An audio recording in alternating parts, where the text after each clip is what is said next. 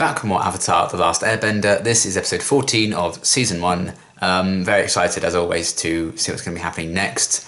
It's probably not much of a secret that I'm really enjoying the show. The last few episodes in particular have been really quite interesting to me, plot-wise and character-wise. You know, they've spent enough time with these characters now to really get into it plot-wise, and we've had flashbacks, some insights to the characters, and they're doing some really interesting stuff, I think, setting up longer-term arcs that I'm very hyped to see paid off later on down the line, whether it's this season, whether it's season 2, whether it's season 3. Either way, I'm really liking what they're doing, and I can't wait to see where the story goes next. So, without further ado, let's just get right into the next one.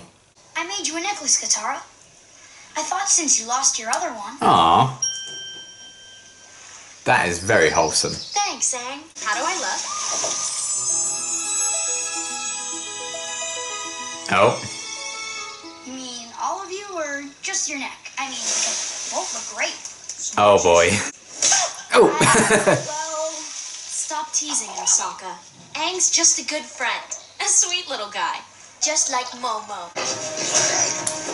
Well, hello there. Casual platypus bear. Day, isn't it? Punch him in the bill! And then run in zigzags! It seems like he knows what he's doing, to be honest. It's going to be fine. Aunt Wu predicted I'd have a safe journey. Aunt who? No, Aunt Wu. She's the fortune-teller from my village. You didn't have a safe journey. You were almost killed. But I wasn't. All right, have a good one. I guess. Look, I'm going to predict the future now. It's going to keep drizzling. See? Not everyone has the gift, Sokka. Okay, I feel like they haven't destroyed the last few places they've been, so hopefully this will be fine. Oh my god. Well, hello there. Some of Aunt Wu's special bean curd puffs? I'll try a curd puff. Just a second. So what's your I love Aunt Wu to be like Zuko in a wig. Hello! Wouldn't it be nice to have some insight into your future? It would be nice to have some bean curd puffs. Depends on the future. What do you think they're talking about back there? Boring stuff, I'm sure. Love, who she's gonna marry, how many babies she's gonna have. Yeah, dumb stuff like that. Well, I gotta find a bathroom. You want to overhear it? Memo. The man you're going to marry. Tell me more. I can see that he's a Just very enjoy being young. bender. Oh. Oh no. Your future is full of struggle and anguish. Most of it self-inflicted. But you didn't read my palms or anything. That sounds about right. The bones never lie. Go on, pick one. Now What are they throw bones it on of? the fire. I've never seen this before. Good. That means good things, right? Oh my! You will be involved in a great battle. An awesome conflict between the forces of good and evil. A battle whose outcome will determine the fate of the whole world. Yeah, I knew that. Didn't say anything about a girl. A girl? You want to know about love? I must have missed something. Right here. No. It says, trust your heart and you will be with the one you love. Really? Thank you, Aunt Wu. Oh no. Well, now you got to see for I yourself. don't want him to get his hopes up. My life will be calm and happy and joyful. That doesn't prove it. Well, I liked my predictions. I can't believe you would trust your lives to that crazy old woman's superstition. Shh, she's coming. We don't know if she's crazy yet. Hey, Katara, don't you think the Oh, cloud looks... Jesus. Shh. Cumulus cloud with a twisty nub coming off the end of it. We're all going to drown. Will not be destroyed by the volcano this year. Hooray! Got you here. There's something I want Let's to hope she's right. I like you, but... That'd be awkward. Normal. Oh, she didn't hear it. Never mind. Oh, I feel bad for him. She said I'd be wearing red shoes when I met my true love. Uh-huh. And how many times have you worn those shoes since you got that fortune? Every day. Then of course it's gonna come true! You think so? I'm so excited! Oh my god.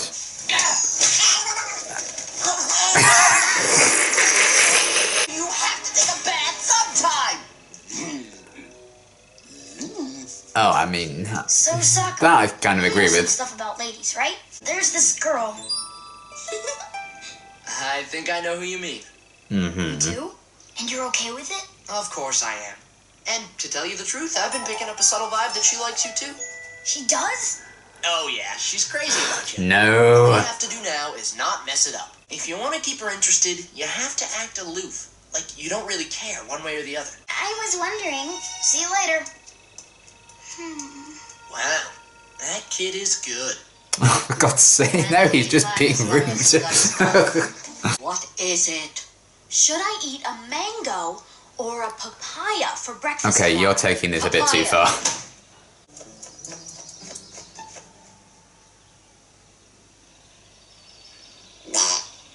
Papaya, What the please. hell? Don't tell me you believe in that stuff too. Well, Aunt Wu hasn't been wrong. It's a tricky yet. thing, like She'd be what to wrong about believe, what? how far you should believe it. There, on the rim. Don't erupt, volcano. Oh no. Yeah. There's no time to walk. Grab on. Ah! He's not having a good episode, is he? Sokka, you tried to convince me she was wrong before. It's gonna take an awful lot to change my mind. Oh, no. Surprise. Volcano day. That volcano is gonna blow any second. Can your fortune telling explain that? Can your science explain why it rains? Yes! It can! Oh, I didn't see you there. You don't like me, do you? Of course I like you, Oh. but not the way I like you. And her hair seems so manageable. Oh. Don't worry. You're gonna meet a great guy who's gonna completely fall for you. I know it. Thanks. Unless you're submerged by lava. Don't you want this?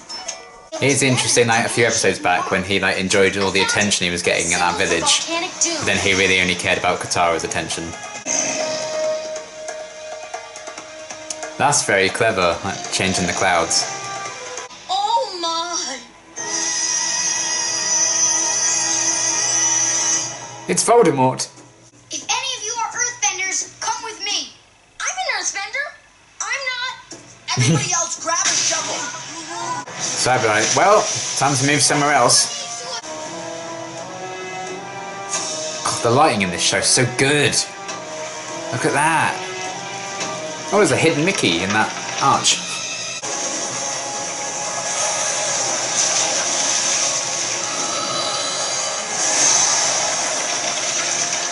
Damn. Sometimes I forget what a powerful bender that kid is. Wait, what did you just say? Nothing, just that Aang is one powerful bender. I suppose he is. Oh. Oh. But Aunt Wu predicted the village wouldn't be destroyed, and It wasn't. She was right, after all. Oh, God. I hate you. It's okay, Sokka. Just as you reshape those clouds, you have the power to shape your own destiny. Goodbye, everyone. You'll literally be able to It was control so everything nice to soon. meet you. Take care. Floozy. Wow. Okay, that was a really fun episode, actually. And I think it kind of advanced... potentially advanced some character stuff. With Aang making it very clear. He has a crush, potentially more than those feelings for Katara. I don't know if they're going to be setting up something in the long run with Katara and Aang, maybe, because she kind of took to heart what we was telling her about who she'd end up with and who she'd marry. I kind of came back to Aang at the end there, so I don't know if that's going to be a thing. So I'm kind of thinking like, well, Aang just seems so much younger than her, but also he's like 100 years old, so technically not. It's interesting, but I don't know. I think, if something like that's going to happen, I'd hope it would be a few years down the line, because I think Aang in particular obviously needs to mature quite a bit. I mean, he's still very young. I mean, they're all very young to be kind of like, oh, what's my love life going to be like? Tell me, tell me, tell me. How about we focus on the impending end of the world? You're not going to marry anyone if the Fire Nation kills everyone, are you? But I suppose that's kind of very much how you're taught, isn't it, when you're young? Like, oh, you're going to be married by 25, have kids by 30, and do all that. And here I am, 24, alone forever. So, it's not kind of that unsurprising that people would be like, oh, who am I going to marry? Who am I going to end up with? Even though, like, oh, you're 9 years old. Let's calm down. You got time. But yeah, I enjoyed some fun character stuff with that. And again, it doesn't necessarily have to go anywhere, because, we know Wu's fortunes weren't always accurate, because she made up one to please Aang. And that volcano did erupt when she said it wouldn't. And it erupted, like, literally the day she said it wouldn't. So, pretty awkward timing, really. But then it can tie back to, well, it didn't actually destroy the village. Yes, because they happed out, but technically the prediction was still correct. It's an interesting kind of thing, exploring like blind faith.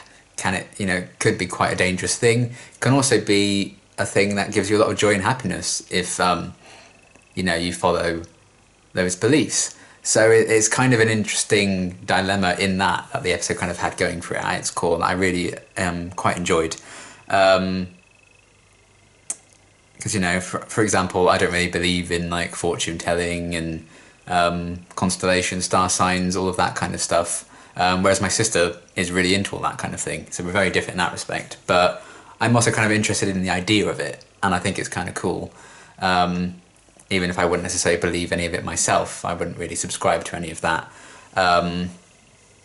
While still enjoying the idea that, you can shape your own fate, because I think, in many aspects of life that can be true.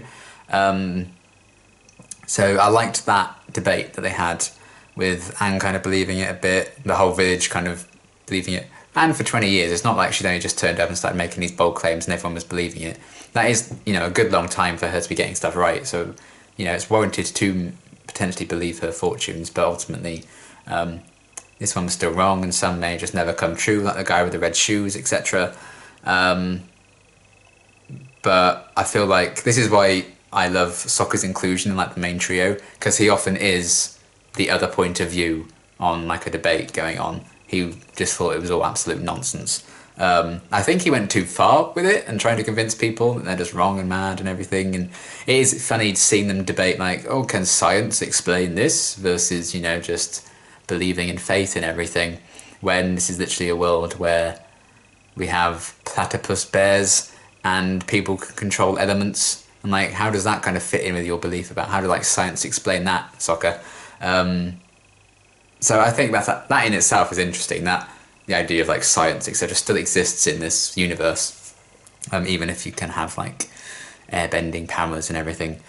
So yeah, it was just really entertaining. I liked the idea of Aang being able to shape his own fate ultimately. So, it's not like, oh, this is going to happen one day and we're just going to make you wait for these two to get together for 2 seasons. It's still very much open-ended. I don't know if, later on down the line, is Katara, would she have even fallen for Aang if she even does one day, because of this fortune and how that kind of tied into what Sokka ended up saying. If that never happened, would she still ended up developing those feelings if that happens? It will be interesting, and obviously you can't really comment on that. Well, you can, because you've seen the entire show. I imagine you'd know by now who gets with who, or who doesn't get with anyone, or if everyone's all alone. I don't know. It depends, I suppose, timeline-wise when the show ends.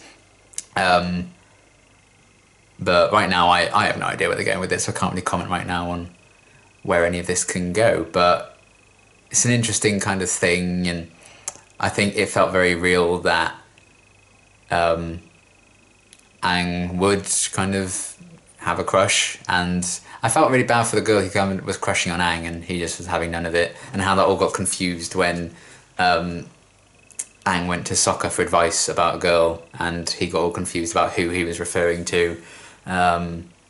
Sokka just, you know, his overconfidence in himself and his abilities, you know. He's had, you know, there was a bit of a connection with him in like episode 3 or something with that other warrior girl, the badass warrior girl in that village. They had a bit of a thing, kind of, but I don't think he's as experienced as he obviously claims to be, because he literally lived with a village of children and elderly people for most of his life up until he left with Aang and Katara on this mission. But I like that, and that also could tie into what we were saying about him. And a lot of his misfortunes in life are going to be kind of self-inflicted, and I do believe that's true. I feel like sometimes Sokka can be his own worst enemy, but sometimes his gut is also right. You know, a few episodes back with Jet, he was absolutely right about how that all kind of turned out. But there have been other instances when he's wrong, and I think that's just life. You know, I don't know if personally I wouldn't just, you know, have blind faith in something or someone. But I also wouldn't be like, well, nothing's ever going to go right for me. This is all nonsense. You know, if something makes you happy, something makes you feel good in yourself, in your life, I think you should absolutely kind of follow your heart with it. And a lot of those people in the village did. Obviously, it may have gotten them killed if they had just accepted it and believed it, because they would, you know, turn to lava and melted, which wouldn't have been fun for them, I assume. Unless they were predicted that they were going to, you know, get killed in a eruption. And then like, yay, Wu was right, as they melt and burn. But something tells me that wasn't going to be the case. So it's interesting with that. I feel like, for me, I would try and make it like the best of both worlds and believe you can master your own fate and, you know, shape the own course of your life. But also there are some things that are just going to happen. I think that's very much how life is, but I'm glad like an episode like this that can present these debates. It does cover all the sides, Sokka mainly being one side and everyone else being on the other for the most part. But they showed out the best and worst of all of it, I think, because like Katara like just kept coming back more and more questions and getting ridiculous things. Oh, what shall I eat for breakfast? I'm just getting a bit mad and manic with it. So I like that they showed the highs and lows, the pros and cons of, you know, having this blind faith and being totally against the idea entirely, thinking it's all rubbish. You know, if other people are enjoying that way of life, I don't think you should actively say, oh, you're wrong for doing this. You know, just let people enjoy things. But on the other side of that, if Sokka hadn't done that, for example, if Aang hadn't, you know, even followed Wu's, you know, his faith in Wu in the first place, they wouldn't have even discovered that the volcano was about to erupt, and it probably would have been too late. So if they hadn't done that, all those happy people probably would have died. So yeah, it leaves it very open as to exactly what you can do with your destiny and how your actions will shape you, and all of that was really interesting. I like how they set up the thing with the clouds, her reading the clouds, and then Aang and Katara kind of changing them. Made a lot of sense. I thought that was a very clever idea. And yeah, I will be interested in seeing if any of this does ultimately kind of come out and is true. You know, sometimes shows will have like a prophecy be a big thing, and then seasons and seasons later they actually pay it off and it does come true, and you're like, oh, how about that? That's funny. You know, a few shows I've reacted to seem to have done that, so it'd be interesting to find out if that's going to be the case here, or if it is just, you know, you're in control of your own destiny. So I like to think a lot of people are. I think that's a very positive outlook on life, really. Like, one way or the other, you can shape your own fate and your own destiny. You know, I think Zuko's very much doing that as well and has the potential to change his ways. So yeah, an interesting kind of core debate at the heart of this episode that I really enjoyed. And outside of that, I think this was a very, very funny episode. Sokka was hilarious. I always enjoy they had a lot of physical comedy. I felt so bad for the girl who was crushing on Aang. But, you know, when she was taking the mick out of Katara at the end, then being all jealous, was very funny. Just the little things like that, all the very TV show-esque complications and misunderstandings that led to like a more comical plot, with like Sokka not realising that Aang was actually talking about Katara. All of that was pretty interesting.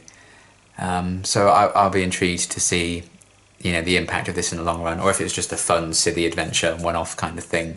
Because it easily could have been, and if it was, I still feel like you could get something out of it, because we know now that Aang has a bit of a thing for Katara. Katara, I think they're maybe sowing the seeds just in case they want to go down that route where Katara maybe reciprocates things with Aang. I think he's very young right now for that. I mean, I think Katara's quite young to even think about any of this stuff right now anyway. And Sokka's just, you know, the love of his life I think is always going to be food, which is a big mood. And the idea that they've been presenting Katara and Sokka as Aang's family up to this point, like, oh, you know, we're a family now. And for Aang to then kind of have feelings for one of them, don't know how that sits with me, but, you know, if you have a husband or a wife, they're your family, aren't they? So I guess you can kind of make sense of it. It's not like, oh, that's a terrible idea, I hate the idea of Aang and Katara. So I actually think there's a sweetness there to Aang, but he's also very, very naive and needs to do a lot of growing up. And right now, you know, I'm sorry, buddy, like, Katara is lovely, she's very pretty, but you do need to focus on mastering all these elements before, you know, you ask on a date or something. Maybe, you know, maybe save the world before you know, approach those feelings or something. I don't know. But regardless, I had a lot of fun this episode. I thought it was very, very funny. You know, it wasn't like huge, like overall arc-wise, particularly. But it presents an interesting debate with like blind faith versus making your own fate. And you know, the idea that they're even on this quest in the first place, and while they have like an end goal to master all these elements, is because they kind of got this prophecy that the comet was going to return. So, you know, in a way, like, they have to have faith that that's a thing so they can act on it. So lots of interesting stuff there, and I'd like to see where you guys kind of fall in that argument exactly, and what that could mean for you. But interesting stuff. I really liked them presenting that argument. And yeah, it felt quite fun as well, even though there was a threat of a whole village being submerged in lava and killing everyone. But it didn't happen, so that's good. And yeah, I really enjoyed this episode. It was a lot of fun. Obviously not like super plot heavy, but I feel like we did get a bit of that with the last few episodes. And again, kids TV show, reruns, 20 episodes this season. Not all of them are going to be like huge plot ones. But this one was a lot of fun. I enjoyed it a lot, and I look forward to seeing what's going to be happening next. But until my next reaction, thanks for watching.